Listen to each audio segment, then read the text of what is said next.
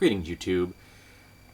Governor Jerry Brown has just signed a new law into power in California, which is a step towards a more realistic and sex-positive stance on consent on college campuses. And it's being referred to as the yes means yes measure. And it requires an affirmative, unambiguous, and conscious decision for consent. Now, I think this is a major step in the right direction. The concept of no means no has been around for a long time, and no is a complete sentence, and it is.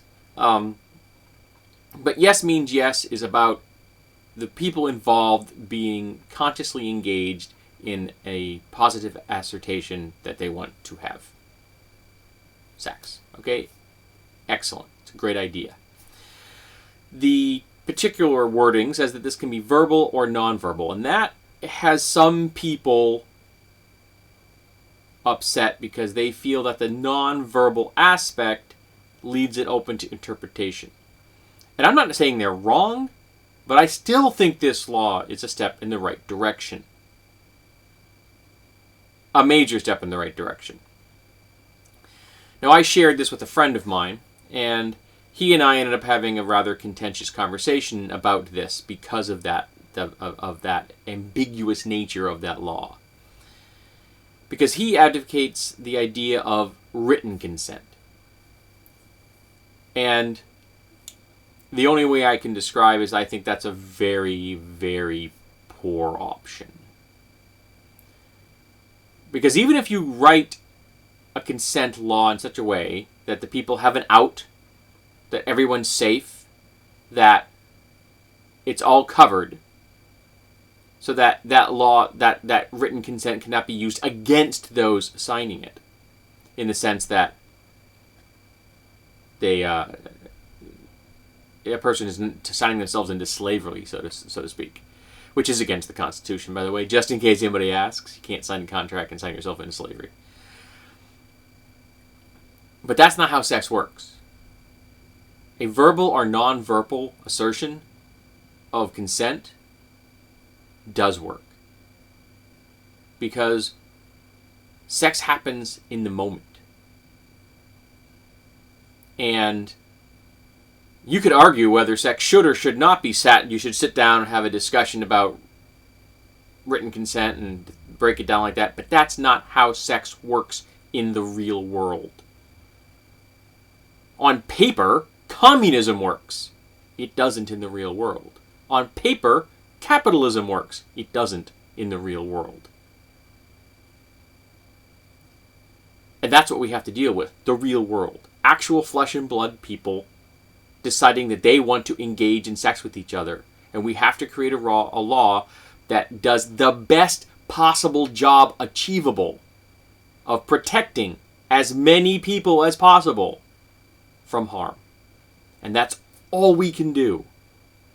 Try to protect the most people in most cases.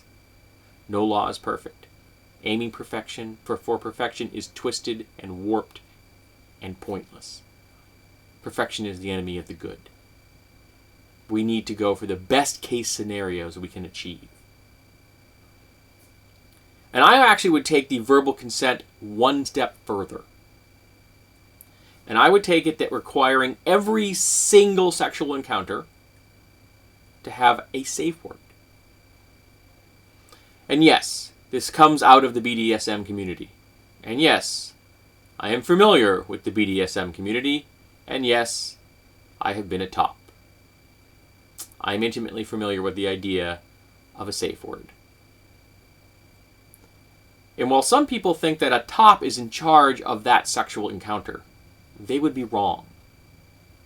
The person that can use the safe word, I mean, the top could as well, but the top is very likely not going to. But the bottom uses that safe word. And if they are in a healthy relationship, and yes, you can have a healthy relationship if you are part of the BDSM community, the bottom's in control. Because the bottom gets to say no. Even if that safe word is not no. It is very likely not going to be no. It could be Niagara. It could be anything. It could be yellow light, red light. Yellow light, slow down. Red light, stop. Okay? Those are good ones because they're common. But you can use any word you want to that either slows it down or stops the situation at hand. And in the event that you would like to use a mask or a gag, you can use something known as the ball, which is you put a ball in someone's hand, golf ball, squishy ball, tennis, ping pong ball, anything you want it to be. And if they drop the ball, encounter ends. Session is over. Scene closes. So yes, there are contingencies there. But for your average, everyday, run-of-the-mill sexual encounters that are not BDSM, because most aren't, I still think that a safe word would be a step in the right direction. Because if you're both agreeing to that safe word, then that entails conscious decision. And if you haven't agreed to a safe word, well, that could be some evidence that maybe it's sexual assault. And if you are unable to say your safe word because you are inebriated or unconscious, that would also mean sexual assault. And if you use your safe word and the person you are with or persons you are with do not abide by that safe word, it is then sexual assault. It would make it less ambiguous than this law. So I think that the consent concept I am putting forth at the moment takes it a step further towards clarity. And I still think written sexual consent is not smart, not usable, not functional, not realistic. It will not work out here in the meat space. As an intellectual exercise, it may be a great idea. But where the rubber meets the road, rubber, get it?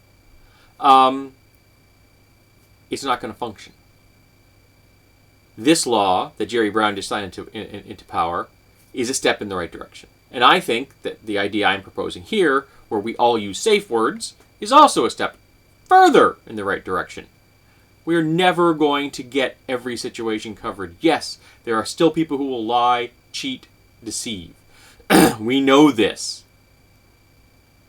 But the more clear we make consent, the numbers of those encounters that involve lying and cheating and deceiving will go down, and it will become more apparent when someone is lying, cheating, and deceiving, because we've produced a greater degree of clarity in your normal sexual encounters.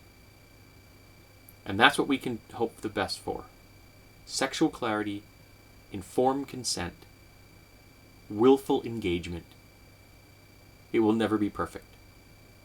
But we can do a whole lot better than we have in the past. And this law is in that direction. And I think that we can even build upon this further by using safe words. And that's how progress works, folks. You don't go from the bottom of the mountain to the top of the mountain in one step. It's a slow process, step by step, up the mountain until you get to the top. That's how it works. That's how evolution functions.